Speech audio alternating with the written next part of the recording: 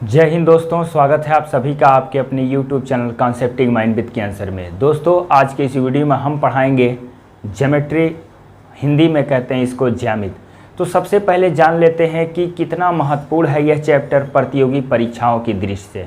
तो आप सभी को पता है कि एसएससी यानी कर्मचारी चयन आयोग और यूपीएससी जैसे सिविल सेवा की परीक्षाएँ जो होती हैं, या RRB, NTPC, RRC group D में, इससे आपको 2-3 प्रश्न सभी प्रतियोगी परीक्षा में पूछे जा सकते हैं। आप सभी को भली भांति पता होगा, वर्तमान समय में इससे काफ़ी प्रश्न पूछे जा रहे हैं। रेलवे में भी आ रहा है और आपका एसएससी में भी पूछा जा रहा है। इसके बाद आपका एनटीपीसी और ग्रुप डी, फिर आपका सिविल सेवा सीसैट में भी इससे प्रश्न पूछा जा रहा है। और ख़ासकर एसएससी कर्मचारी चयन आयोग, यह डाटा एंट्री और एसएससी सीजीएल मेंस के लिए तो ये काफ़ी महत्वपूर्ण है। प्री में भी आपका 2-3 प्रश्न इससे आपको मिल जाता है। तो यह एक ऐसा चैप्टर है जिस विद्यार्थी का हाई स्कूल में जैसे मैथ नहीं होता, कई सारे ऐसे विद्यार्थी, लड़कियां जैसे होती हैं ज़्यादातर, उनका मैथ नहीं होता है। तो जिसका हाई स्कूल में मैथ नहीं होता तो यह चैप्टर उनसे छूट रह जाता, अछूता रह जाता यह चैप्टर, और उनकी पकड़ यहाँ पर कमज़ोर हो जाती है। तो काफ़ी विद्यार्थियों के मुंह से, काफ़ी विद्यार्थियों ने अक्सर कहते हैं सर कि ज्योमेट्री हमारा कमज़ोर है, यानी इस चैप्टर्स में काफ़ी विद्यार्थियों को समस्या आती है क्योंकि उनकी पकड़ यहाँ कमज़ोर होती है। तो अब आप शुरू से अंत तक बने रहिएगा। आज हम इसका इंट्रोडक्शन और बेसिक चीज़ें बताएंगे, और यह चीज़ें अगर जो आप नहीं समझ पाएंगे तो ये समझिए कि ज्योमेट्री के प्रश्न हल करना संभव नहीं है कि आप इतना आसानी से प्रश्न हल कर सकते हैं, क्योंकि ज्योमेट्री में हम आपको वे चीज़ें बताएंगे जो इसका आधार होता है और इसी के माध्यम से हम प्रश्नों को आसानी से हल करते हैं। तो ज्योमेट्री में बहुत सारी चीज़ें हैं। अभी ज्योमेट्री के बाद आपको कोऑर्डिनेट ज्योमेट्री पढ़ाया जाता है। तो ज्योमेट्री होता क्या है, हिंदी में कहते हैं इसको ज्यामिति। यह वैदिक काल से भी इसके बारे में चर्चा हो रही है, ज्योमेट्री। तो ज्योमेट्री होता क्या है, देखिए, अगर जो ज्योमेट्री की हम बात करते हैं तो ज्योमेट्री 2 शब्दों से मिलकर बना है। ज्योमेट्री को अगर जो हम तोड़ते हैं तो जियो, जो ग्रीक वर्ड से आया है जियो, और प्लस मेट्रियन। ये जियो का अर्थ होता है अर्थ, जियो का मतलब जो है, जियो मीन्स हो गया आपका अर्थ, और मेट्रियन का मतलब हो गया मेजरमेंट।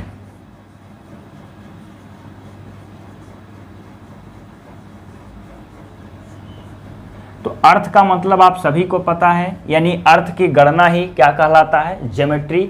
तो ज्योमेट्री का मतलब होता है 2 शब्दों से मिलके बना, जियो प्लस मेट्रियन। यह ग्रीक वर्ड है आपका जियो।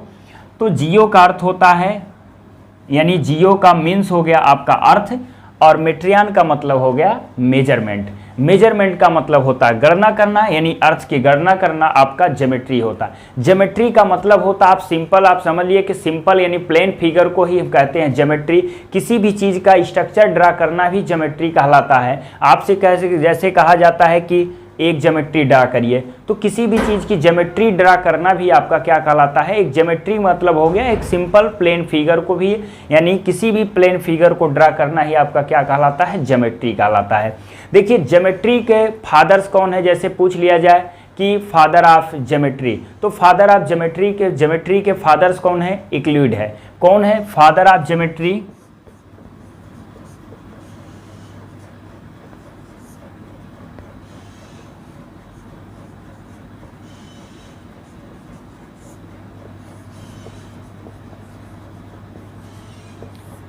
यूक्लिड।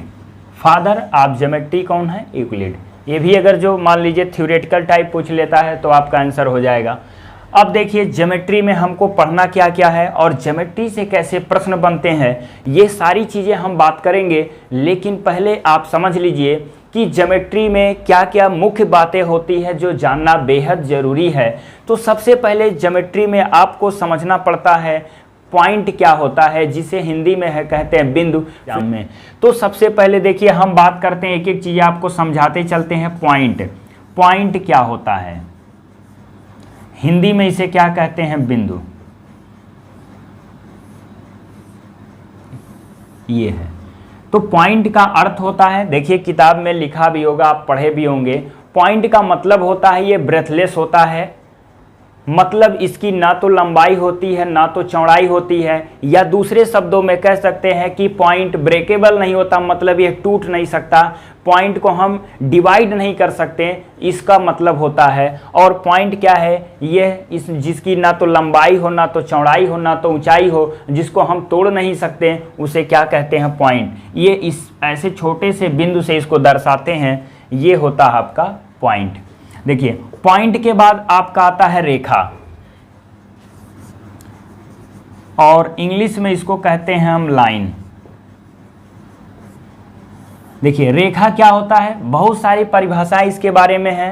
अनंत बिंदुओं से मिलकर यानी मिलाने पर जो आपका चित्र बनता है उसे हम क्या कहते हैं, रेखा। या रेखा have a no end point, मतलब a line have no end point.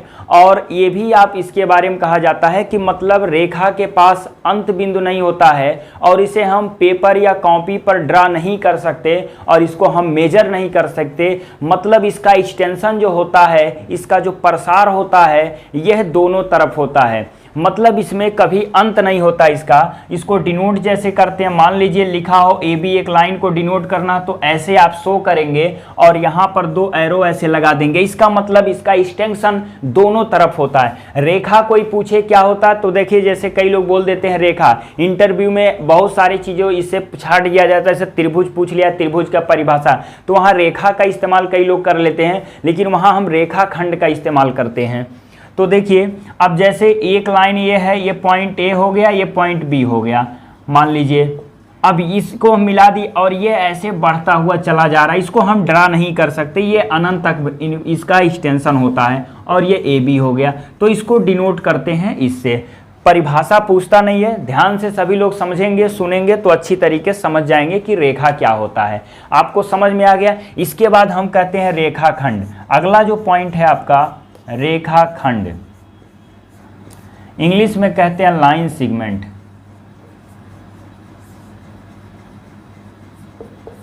देखिए लाइन सेगमेंट क्या होता है, लाइन सेगमेंट के बारे में कई सारी परिभाषाएं हैं, यानी रेखाखंड होता क्या है। तो देखिए अगर जो रेखा का एक छोटा सा पार्ट हम कट कर लेते हैं तो वह रेखाखंड कहलाते हैं। तो एकदम सिंपल सा प्रश्न होता है, यानी एक ऐसा रेखा जिसके पास दो अंत बिंदु है उसे हम रेखाखंड कहते हैं, और रेखा को हम गणना मतलब मेजर कर सकते हैं, इसको मापा जा सकता है रेखाखंड को, और इसके पास दो अंत बिंदु होते हैं। तो देखिए ऐसे लिख दिए, एक ये हो गया, एक ये हो गया, तो ए हो गया, बी हो गया, तो आप कहते हैं 4 सेंटीमीटर है, ये हो गया। तो इसको डिनोट कैसे करते हैं, ए बी पर ऐसे एक लाइन ड्रा कर दिए इस्तेमाल सा, तो एक लाइन ड्रा कर दिए, तो ये रेखाखंड का सिंबल होता है और यह रेखा का सिंबल होता है। इसके बाद किरण आता है, रे, जिसे हम क्या कहते हैं, किरण हिंदी में, और इंग्लिश में उसे क्या कहते हैं, रे कहते हैं। अब इसके पास एक अंत या प्रारंभिक बिंदु कह सकते हैं, यानी एक आपका प्रारंभिक या अंत बिंदु से जिसे आप कह सकते हैं होता है, और एक तरफ हुआ है अनंत तक बढ़ता जाता है। जैसे ये आपका ओ हो गया और ये कैसे रे निकल रहा है, तो ये आगे तक बढ़ता चला गया, यहाँ ए कर दिए, ये ऐसे बढ़ता हुआ चला गया, और ये कहाँ तक जाएगा, इनफाइनाइट तक जाएगा। तो एक इसके पास अंत या प्रारंभिक बिंदु कह सकते हैं, एक इसके पास एंड पॉइंट या कह सकते हैं इसका एक इनिशियल पॉइंट होता है, सिंपल कह सकते हैं, चाहे उधर से कहिए तो अनंत हो गया, एंड पॉइंट हो गया। लेकिन इसमें एक समझिए कि रेखा यानी किरण के पास एक इनिशियल पॉइंट होता है, किरण के पास एक इनिशियल पॉइंट होता है, और दूसरे किसी भी एक दिशा में वह अनंत तक बढ़ते जाता है। तो इसे हम डिनोट कैसे करते हैं, ओ ये आपका किरण होता है। देखिए वक्र रेखा भी आपको कर्व लाइन भी समझना चाहिए, ऐसा लाइन जिसकी दिशा हमेशा परिवर्तित हो, जैसे एक लाइन ये हो गया, ये हो गया, ऐसे, तो ये एक कर्व लाइन कहलाता है। और एक सरल रेखा जिसे हम रेखा कहते हैं, तो ये इसकी दिशा परिवर्तित नहीं होती है, एकदम स्ट्रेट लाइन जिसे हम कहते हैं सरल रेखा कहते हैं। तो इसके बारे में भी आप लोग जान लीजिए, इसे कहते हैं कर्व और इसे कहते हैं स्ट्रेट लाइन।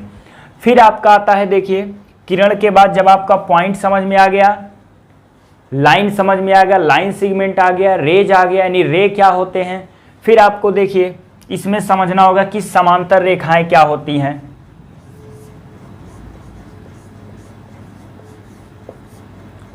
समांतर रेखाएं, जिसे हम पैरेलल लाइंस कहते हैं।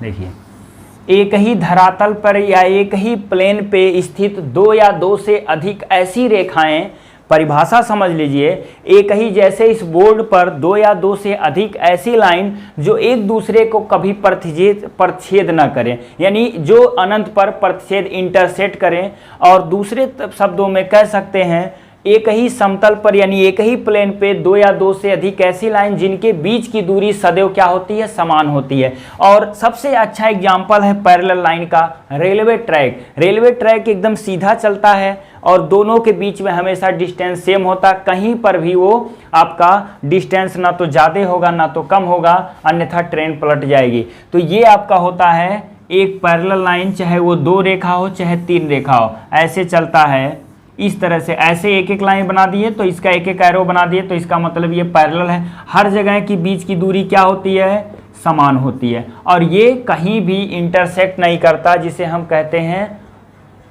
पैरेलल रेखा। बात समझ में आएगा? यानी पैरेलल रेखा, समांतर रेखाएं कभी भी इंटरसेक्ट नहीं करती हैं। समांतर रेखाओं के बाद आपका आता है तिर्यक रेखा।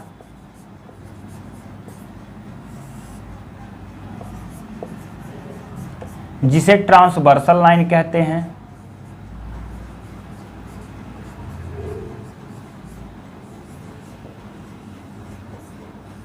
ट्रांसवर्सल लाइन, देखिए कभी भी दो या दो से अधिक पैरेलल लाइन को अगर जो तीसरी लाइन इंटरसेक्ट कर रही है तो उसे हम कहते हैं ट्रांसवर्सल लाइन या तिर्यक रेखा। जैसे ये दो लाइन पैरेलल है, इसको ये काट रही है, ये हो गया यल, ये हो गया यम, और ये मान लीजिए हो गया पी क्यू। तो एलएम पैरेलल रेखा है। एलएम ऐसे पैरेलल से डिनोट करते हैं। एलएम एक पैरेलल रेखा है और इसको इंटरसेक्ट कौन कर रहा है, पीक्यू। तो यह पीक्यू जो आपका है, यही आपका तिर्यक रेखा लाइन होता है। पीक्यू यह क्या है, ट्रांसवर्सल लाइन इसे कहते हैं, या इसे तिर्यक रेखा कहते हैं। इंग्लिश में ट्रांसवर्सल, हिंदी में तिर्यक रेखा। बात सभी को समझ में आ रहा है? कहीं पर भी किसी को समस्या होगी कमेंट करके आप लोग जरूर बताइएगा। किसी भी विद्यार्थी को कहीं पर भी अगर जो ज्योमेट्री में समस्या 1% होगा, कमज़ोर से कमज़ोर विद्यार्थी अगर जो शुरू से अंत तक देखेगा तो ज्योमेट्री आसानी से सीख जाएगा। कितना भी कमज़ोर विद्यार्थी हो, ज्योमेट्री कभी ना पढ़ा हो, ध्यान से वीडियो देखेगा, ज्योमेट्री में उसको कोई समस्या नहीं आएगी। बस आप अंत से शुरू से अंत तक वीडियो को देखिए, स्किप मत करिएगा। तिर्यक रेखा हो गया। इसके बाद देखिए लंबवत रेखा, जानते हैं कि लंबवत रेखा क्या होती है। अब देखिए हम पढ़ेंगे लंब रेखाएं क्या होती हैं।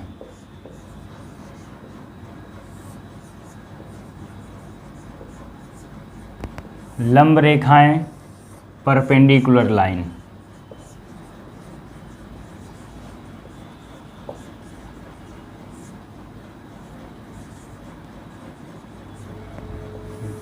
परपेंडिकुलर लाइन क्या होता है, दो रेखाएं, पहले तो इंटरसेक्टिंग आप लोग जान लीजिए कि दो रेखाएं जब पैरेलल नहीं होती है, समांतर नहीं होती है, तो क्या होती है, इंटरसेक्ट करती हैं। तो दो रेखाएं जब एक दूसरे को 90 डिग्री पर इंटरसेक्ट करती हैं तो उसे हम क्या कहते हैं, देखो ये एक लाइन है और एक लाइन ये है, जब ये दोनों यहाँ पर इसी को कटान बिंदु कहते हैं, और ये जब इंटरसेक्ट करेंगी 90 डिग्री पर तो इसे कहते हैं लंब रेखाएं। क्या कहते हैं, लंब रेखाएं। यह एक दूसरे का क्या है, परपेंडिकुलर है। तो जब भी परपेंडिकुलर या लंब रेखा की बात करेगा तो हमेशा वह एक दूसरे को इंटरसेक्ट करेंगी और 90 डिग्री पर इंटरसेक्ट करती हैं, ये याद रखिएगा। फिर देखो एक आता है संगामी रेखाएं।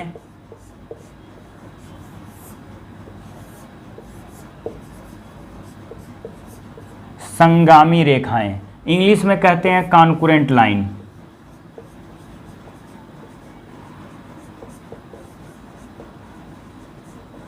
देखो संगामी या कॉन्करेंट लाइन कहते हैं। संगामी रेखाएं क्या होती हैं, तो संगामी रेखाओं का मतलब हो गया किसी एक बिंदु से जब तीन या तीन से अधिक रेखाएं पास करती हैं तो उसे हम क्या कहते हैं, संगामी रेखाएं। जैसे एक बिंदु है, एक पॉइंट है, इस पॉइंट से तीन या तीन से अधिक रेखाएं पास करेंगी तो इसे हम क्या कहते हैं, संगामी रेखाएं कहते हैं। मतलब किसी एक बिंदु से 3 या 3 से अधिक रेखाओं जब पास करेंगी तो उन रेखाओं को हम क्या कहते हैं, संगामी रेखाएं कहते हैं। अब इससे भी ऑब्जेक्टिव में प्रश्न आ सकता है कि निम्नलिखित में से कौन सी रेखाएं संगामी हो सकता है चारों में चित्र बना दे, या लिख दे कि एक से ज़्यादा, या लिख दे 2 रेखाएं, या लिख दे केवल 3 रेखाएं, या लिख दे 3 से अधिक। तो इस टाइप का पूछ सकता है ऑप्शन बनाकर कि संगामी रेखाएं क्या होती हैं। हो गया कि 2 प्रतिच्छेदित रेखाओं के बीच के झुकाव को हम क्या कहते हैं, कोण कहते हैं। परिभाषा उस तरह नहीं समझ में आएगा, ऐसे देखो, या 2 रेखाओं के मिलने से जो झुकाव पैदा होता है उसे हम क्या कहते हैं, कोण कहते हैं। 2 रेखाओं के मिलने से जो झुकाव पैदा होता है उसे क्या कहते हैं, कोण कहते हैं। तो देखो अब हम पढ़ेंगे कोण के प्रकार, टाइप ऑफ एंगल, इंग्लिश में भी आप लिख सकते हैं इसको, कोण के प्रकार। बने रहिएगा शुरू से अंत तक, आपको बहुत सारी चीज़ें इसमें हम बता देंगे जो आप नहीं भी उसका नाम जानते होंगे। देखो सबसे पहले कहते हैं क्या, न्यून कोण, जो सबसे पहला आपका होता है न्यून कोण, और इंग्लिश में कहते हैं एक्यूट एंगल। देखो ये क्या होता है, ये ऐसे कोणों को कहते हैं जिसका मान क्या हो, 1 यानी 0 डिग्री से अधिक हो और 90 डिग्री से कम के कोणों को हम क्या कहते हैं, न्यून कोण कहते हैं। जैसे 10 degree, 15 degree, 40 degree, 50 degree, 60 degree, और अगर जो आ जाए 89.5 तो भी हम क्या कहेंगे उसको, 89.5 डिग्री तो भी उसे कहेंगे न्यून कोण। फिर दूसरा इसमें होता है समकोण।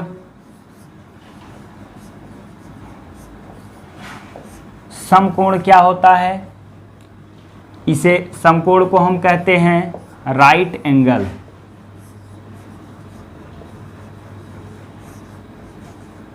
देखिए ये एग्जैक्ट यानी 90 डिग्री के, एग्जैक्ट 90 डिग्री के कोण को हम कहते हैं समकोण, याद रखिएगा। तीसरा आपका होता है अधिक कोण।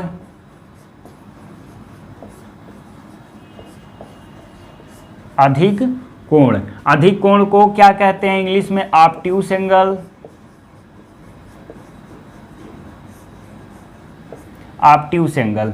तो अधिक कोण क्या होता है ये भी याद रखिए, जिसका मान यानी ऐसे कोण को जो क्या होता है 90 डिग्री से अधिक और 180 डिग्री से कम वाले कोण को हम क्या कहते हैं। जैसे 120 डिग्री कौन सा कोण है, अधिक कोण है। ये आपका तीसरा था। तो अधिक कोण का मतलब हो गया 90 से अधिक होगा और 180 से कम होगा। चौथा देख लीजिए, चौथा आपका है रिफ्लेक्स एंगल यानी बृहद कोण। क्या होता है बृहद कोण,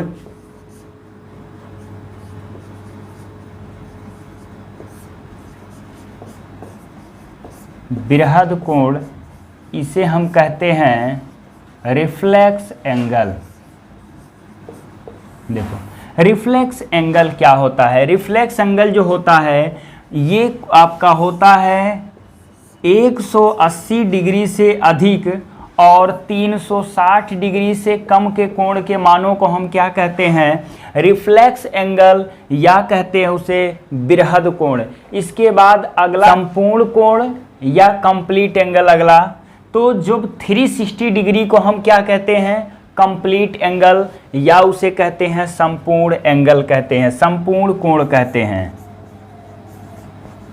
संपूर्ण कोण यानी कंप्लीट एंगल।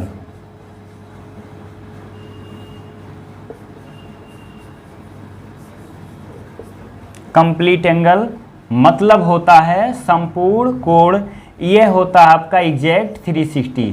तो जैसे एक लाइन है इसके यहाँ से लेके यहाँ तक ये पूरा कितना हो जाएगा 360, तो ये 360 डिग्री होता है। समकोण आपको पता है, इसका चित्रवत भी बता दे रहे, ऐसे होगा तो समकोण होगा, ऐसे होगा तो आपका क्या होगा न्यून कोण होगा, और ऐसे होगा तो अधिक कोण हो जाएगा, और ये आपका होगा देखिए बृहद कोण, ये ऐसे हो जाएगा इस तरह से। तो ये आपका होता है कोणों का स्ट्रक्चर इस तरह से बना होगा और आपको समझ में आ रहा है कि 90 एकदम स्ट्रेट होता है, इधर आपका कम होगा, इधर अधिक, ऐसे बढ़ता जाता है। तो पूरा एक चक्कर करेगा तो 360 डिग्री का, तो ये होता है संपूर्ण कोण। इसके बाद आसन्न कोण क्या होता है, एडजेसेंट एंगल क्या होता है, कई लोग ये भी नहीं जानते हैं और कई बार यह पूछ लिया है, उससे रिलेटेड प्रश्न भी कई बार आ चुका है कि एडजेसेंट एंगल क्या होता है, शीर्षाभिमुख एंगल क्या होता है, अभी और भी है, पूरक कोण क्या होता है, संपूरक कोण क्या होता है। तो कोण कम से कम जान लीजिए, त्रिभुज जान लीजिए क्या होता है, इसके बाद भी आप इसका प्रश्न हल कर पाएंगे, अन्यथा नहीं कर पाएंगे। तो आज हम कोण के बारे में जानते हैं, फिर कोण से रिलेटेड प्रश्न कराएंगे, फिर त्रिभुज बताएंगे, फिर त्रिभुज से रिलेटेड आपको प्रश्न कराएंगे। अब संपूर्ण कोण यहाँ तक आपने पढ़ा कि संपूर्ण कोण क्या होता है। अब देखिए हम आपको बताएंगे आसन्न कोण क्या होता है।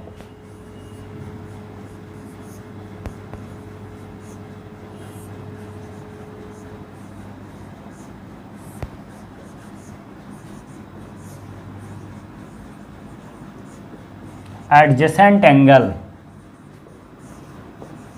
देखो एडजेसेंट एंगल का मतलब होता है जब दो कोणों का शीर्ष एक ही हो। जैसे देखो एक ये है, बीच में इसका एक उभयनिष्ठ शीर्ष बना देते हैं, तो इन दोनों कोणों का जब आपका क्या कहला है, एक उभयनिष्ठ, जैसे ए हो गया, ओ हो गया, बी हो गया, ऐसे, और ये इसको सी मान लो, तो OC आपका उभयनिष्ठ एक शीर्ष है। देखिएगा एक लाइन है OC, ये उभयनिष्ठ है जब दो कोणों का, इसका और इसका, AOC कोण को कैसे लिखते हैं अब आपको समझ में आना चाहिए, ऐसे AOC यह कोण का सिंबल होता है। जिस कोण को लिखना होता है उसको हम बीच में लिखते O और इधर मुड़ गए तो ये आपका C हो गया, AOC, और आपका हो गया कोण BOC। इन दोनों का एक ही शीर्ष है, क्या है, एक ही शीर्ष है। तो जब एक ही शीर्ष कौन सा है, OC है ये। तो जब एक ही रेखा हो, दोनों कोणों का एक ही शीर्ष हो, तो इन दोनों कोणों को क्या कहते हैं, एडजेसेंट या आसन्न कोण कहते हैं, याद रखिएगा। फिर देखो सरल कोण क्या होता है, जिसे हम कहते हैं स्ट्रेट एंगल। सरल कोण, स्ट्रेट एंगल, देखिए तो स्ट्रेट एंगल क्या होता है, जब एक स्ट्रेट लाइन पर इस कोण को हम बनाएंगे तो ये पूरा कितने डिग्री का होता है, 180 डिग्री का होता है। इसे हम कहते हैं सरल कोण या स्ट्रेट कोण भी कहते हैं। और इसी में जब एक लाइन हम ऐसे इसको कट कर देते हैं तो जब इन दोनों को मिलकर 180 डिग्री का होता है तो लीनियर पेयर एंगल कहते हैं इसको। रेखीय कोण भी बोलते हैं इसको, सरल रेखीय कोण भी कह सकते हैं, लीनियर पेयर एंगल। तो लीनियर पेयर एंगल सदैव दोनों मिलकर 180 डिग्री का कोण होता है, याद रखिएगा। तो ऐसे अगर जो इस तरह से बना है, एक लाइन इस पे ड्रा है, तो यह कोण और यह कोण योग हमेशा 180 होगा और इसी को कहते हैं लीनियर पेयर एंगल, याद रखिएगा, लीनियर पेयर एंगल। और इन दोनों का सम क्या होगा, 180। बहुत आवश्यकता पड़ती है, बहुत जरूरी है यह जानना। इसके बाद देखो शीर्षाभिमुख कोण क्या होता है, शीर्षाभिमुख कोण इंग्लिश में कहते हैं वर्टिकली अपोजिट एंगल।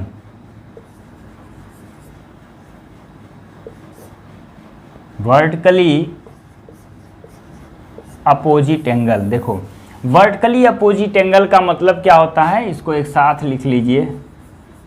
देखो जब दो लाइन एक दूसरे को इंटरसेक्ट करती हैं, जैसे दो लाइन एक दूसरे को इंटरसेक्ट करती हैं यह और ये, तो वर्टिकली अपोजिट, इसके वर्टिकल अपोजिट एक ये हो गया और एक ये हो गया। तो ये वर्टिकली अपोजिट आमने सामने का हमेशा बराबर होता है। जैसे इसके विपरीत ये है, या विपरीत कर सकते हैं वर्टिकली अपोजिट, तो शीर्षाभिमुख कोण, तो इसका अपोजिट ये, अगर जो ये अल्फा है तो ये भी क्या होगा, अल्फा होगा। ये बीटा है तो ये भी क्या होगा, बीटा होगा। और अल्फा बीटा 180, देखो ये एक स्ट्रेट लाइन पे बना है तो लीनियर पेयर हो गया, दिख रहा ना ये स्ट्रेट लाइन पे, तो ये 180 होगा, इधर भी 180। तो आमने सामने का कोण हमेशा, यानी दो लाइन एक दूसरे को इंटरसेक्ट करती हैं तो इनसे शीर्षाभिमुख कोण हमेशा बराबर, ये 40 तो ये भी 40, ये 50 तो ये भी 50, इस तरह का मतलब बराबर होगा शीर्षाभिमुख कोण। तो शीर्षाभिमुख कोण आप समझ लीजिए, सरल कोण समझ लीजिए, आसन्न कोण, सरल को रिज कोण भी कहते हैं, ये भी याद रखिएगा, रिज कोण। और आप जो हद कोण को हम पुनर्युक्त कोण भी कहते हैं। जैसे मान लो एग्जाम में आ गया कि पुनर्युक्त कोण क्या है, तो कई लोग नहीं समझ पाते कि पुनर्युक्त कोण क्या है। तो ये सब चीज़ें आपको बेहद ज़रूरी है ज्योमेट्री में जानना, नहीं समझेंगे तो प्रश्न हल नहीं कर पाएंगे। अब देखो हमको पढ़ना पड़ेगा पूरक कोण क्या होता है। सभी लोग को दिखाई दे रहा होगा, ऊपर यहाँ बता दे रहे हैं कि पूरक कोण क्या होता है, समपूरक कोण। इसे हम कहते हैं पूरक कोण को कॉम्प्लीमेंट्री एंगल, पूरक कोण इंग्लिश में कहते हैं कॉम्प्लीमेंट्री।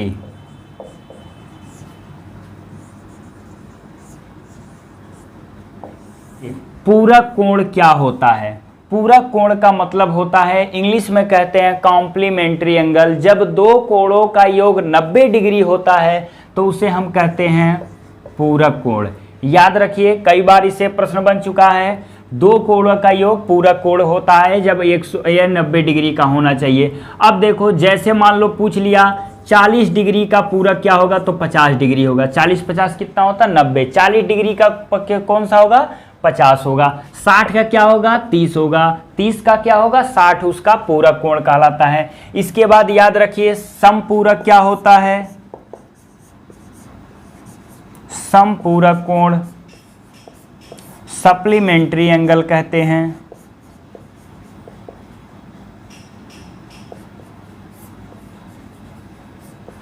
देखो, सप्लीमेंट्री एंगल का मतलब होता है जब दो कोणों का योग, एक कोण अल्फा है दूसरा बीटा, तो इनका योग कितना होना चाहिए? 180 डिग्री। तो जब भी अगर जो दो कोणों का योग 180 डिग्री होता है तो उसे कहते हैं समपूरक, और जब दो कोणों का योग 90 डिग्री होता है तो उसे पूरक कोण कहते हैं। अब जैसे कह दिया 120 का समपूरक क्या होगा, तो क्या होगा? 60 होगा।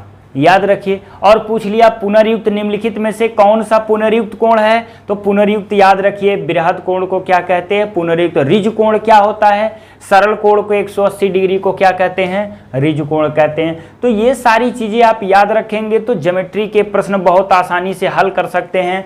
तो दोस्तों, इस वीडियो में आपने क्या सीखा कि कोण क्या होता है, कोण के प्रकार, रेखा क्या होता है। तो ज्योमेट्री के बेसिक चीजें आपने सीख लिया। इसके बाद हम आपको बताएंगे त्रिभुज, और त्रिभुज के प्रकार। तो इतना तब तक आप पढ़िए और कमेंट करिए। कहीं पर भी अगर जो किसी भी विद्यार्थी को समस्या है तो आपको जरूर उस समस्या का हल किया जाएगा, निवारण किया जाएगा। दोस्तों, अगर जो वीडियो पसंद आए तो लाइक और दिल से इसे शेयर करिए, ज़्यादा से ज़्यादा विद्यार्थियों को जोड़ दीजिए। पूरा डिटेल हम A to Z आपको ज्योमेट्री पढ़ा देंगे, कभी भी किसी को परेशानी नहीं होगी। किसी भी तरह से ज्योमेट्री में कमज़ोर से कमज़ोर विद्यार्थी ज्योमेट्री को पढ़ सकता है। धन्यवाद।